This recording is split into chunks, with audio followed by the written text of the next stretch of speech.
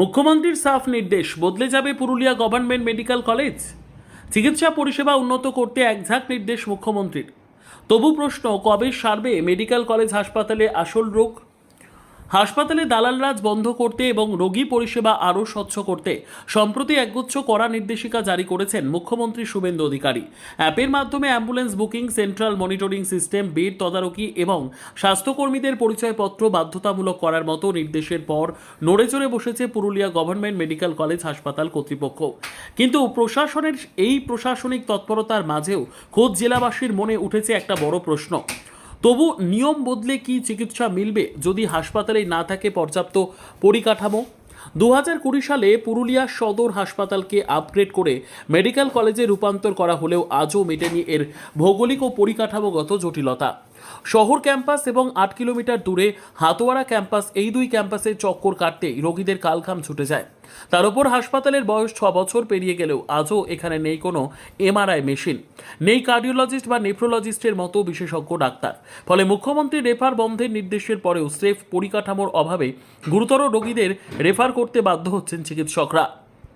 দেখুন, এই বিষয়গুলিকে আমরা সত্যিকারের এই রকম যদি সিস্টেম চালু হয় তাহলে মানুষের পক্ষে খুবই হবে, কারণ অ্যাম্বুলেন্সের সময় মতো অ্যাম্বুলেন্সকে পাওয়া যায় না।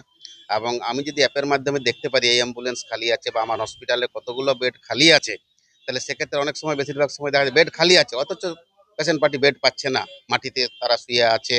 হ্যাঁ, একসাথে মানে নোংরা জায়গার মধ্যে থাকতে হচ্ছে পেশেন্টকে। সেই জিনিসগুলো থেকে আমার মনে হয় ভালো হবে, এবং স্বাস্থ্য পরিষেবাও আমার মনে হচ্ছে অনেকটাই ওরকমভাবে যদি মানে বর্তমান মুখ্যমন্ত্রী যদি এটা নিয়ে ভাবেন, তাহলে অবশ্যই এটা উন্নতির দিকেই যাবে।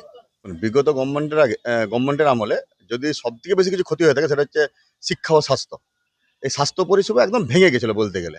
কিন্তু বর্তমান যিনি মুখ্যমন্ত্রী মাননীয় শুভেন্দু অধিকারী মহাশয় আসার পরেই স্বাস্থ্যের দিকে একটা বিশেষ নজর দিয়েছে। এতে আমরা তো সাধারণ মানুষ খুব খুশি, এবং সবথেকে বড় ব্যাপার যেটা, পুরুলিয়া একটা প্রত্যন্ত পিছিয়ে পড়া জেলা, যে ঝাড়খণ্ড সংলগ্ন একটা জেলা। এই জেলাতে চিকিৎসা ব্যবস্থা সেরকম নেই বললেই চলে। একটা মেডিকেল কলেজ হয়েছে, কিন্তু সেই মেডিকেল কলেজে মানে জরুরি ভিত্তিক এবং জটিল যেসব চিকিৎসা সেগুলোর পরিষেবা প্রায় নেই নেই বললেই চলে। এমআরআই নেই, কার্ডিওলজির চিকিৎসা হয় না এখানে। এছাড়াও এই পুরুলিয়াতে, শুধু পুরুলিয়া নয়, আশেপাশে ঝাড়খণ্ড এলাকারও কিছু মানুষ পরিষেবা নেওয়ার জন্য আসে, এসে দেখে এখানে হাসপাতাল অনেক নোংরা, বেড নেই। ফলে মাননীয় মুখ্যমন্ত্রীর যে মানে পদক্ষেপগুলো গ্রহণ করেছে, যে বেডের সংখ্যা বাড়ানো, পরিষ্কার পরিচ্ছন্ন করা, এগুলো যদি হয় তাহলে আমরা সাধারণ নাগরিক হিসাবে বা পুরুলিয়াবাসী হিসাবে অত্যন্ত আনন্দিত হব এবং খুশি হব। বলছি যে কিভাবে আপনারা করেন, পরিষেবা দেন? পরিষেবা ডেলিভারি পেশেন্ট, কিভাবে বাচ্চা ডেলিভারি কিভাবে বিনামূল্যে। বিনামূল্যে বিনামূল্যে দেন?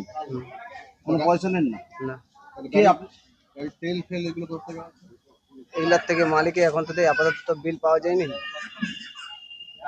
অনেক ক্ষেত্রে দেখা যায় যে কিছু পেশেন্টের কাছ থেকে কোথাও নিয়ে যাওয়া আসার জন্য টাকাও চাওয়া হয়, সেগুলো কখন সেটা চাওয়া হয়?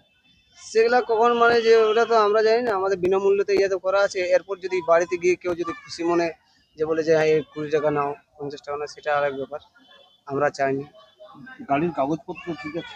হ্যাঁ, প্রতিদিন কতগুলো পেশেন্ট আপনারা নিয়ে যেতে হয়? নিতে পারে। পেশেন্ট যেমন ভাবে ছুটি ছাড়ে। জেলার মধ্যেই যান না জেলা বাইরেও নিয়ে যান? পুরুলিয়া ডিস্ট্রিক্টের মধ্যে। আমাদের মাননীয় মুখ্যমন্ত্রী মহাশয়, আমাদের স্বাস্থ্য সচিব এবং আমাদের ঊর্ধ্বতন কর্তৃপক্ষ স্বাস্থ্য ভবনের যারা আছেন তাদেরকে নিয়ে পিজি হাসপাতালে একটি বৈঠক করেন, এবং সেখানে কিছুগুলো নির্দেশিকা উনি প্রদান করেন। সেই অনুযায়ী আমাদের কাছে এখনো পর্যন্ত স্বাস্থ্য দপ্তর থেকে কোনো অর্ডার না আসলেও আমরা বিভিন্ন মাধ্যমে অনেকগুলো বিষয়ে সচেতন হয়েছি বা জানতে পেরেছি।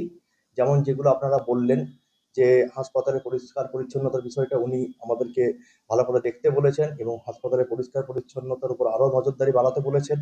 এছাড়াও বেডের জন্য যাতে পেশেন্টেরা বা পেশেন্ট পার্টিরা বুঝতে পারে কোনো হাসপাতালে কত বেড ভ্যাকেন্ট আছে বা কি বেডের স্ট্যাটাস, এই নিয়ে এই সিস্টেমটা ইমপ্লিমেন্ট করবেন উনি। এছাড়াও হচ্ছে অ্যাম্বুলেন্স সার্ভিস নিয়ে উনি একটা বড় ডিসিশন দিয়েছেন, যেখানে অ্যাম্বুলেন্স ট্র্যাকিং সিস্টেম স্টার্ট হচ্ছে, এবং অ্যাম্বুলেন্সের যে ভাড়া সেটাও দপ্তর থেকে নির্ধারণ করে দেওয়া হবে।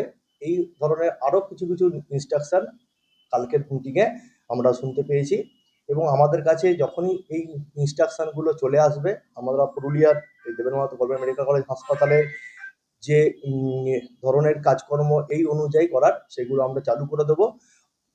আমাদের এখন থেকেই আমাদের চালু আছে, আমরা কিন্তু ক্লিনিং এর জন্য অলরেডি স্পেশাল ক্লিনিং ড্রাইভ আমরা করে চলেছি। এছাড়াও আমাদের প্রত্যেকটা এমপ্লয়ি এবং যারা কন্ট্রাকচুয়াল এমপ্লয়ি আছে বা স্ক্যাভেঞ্জার, যারা বিভিন্ন রকম কন্ট্রাক্ট এজেন্সির মারফতে নিযুক্ত আছেন, তাদেরকে বলে দেওয়া হয়েছে তারা প্রপার ড্রেস এবং আই কার্ড যেন পরেই ডিউটি করেন। আর এছাড়া বেডের ব্যাপারে আমরা অলরেডি আমাদের একটি মনিটরিং সিস্টেম অলরেডি চলছে।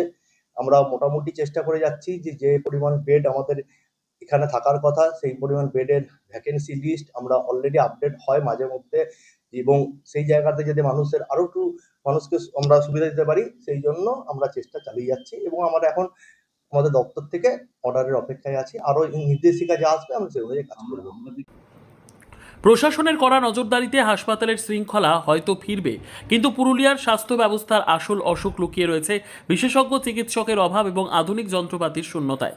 এখন দেখার নিয়ম চালুর পাশাপাশি জেলাবাসীর এই দীর্ঘদিনের বঞ্চনা মেটাতে রাজ্য সরকার কবে প্রকৃত পরিকাঠামো উন্নয়নের কাজে হাত দেয়। পুরুলিয়া থেকে নিজস্ব প্রতিনিধির রিপোর্ট, পুরুলিয়া মিরর।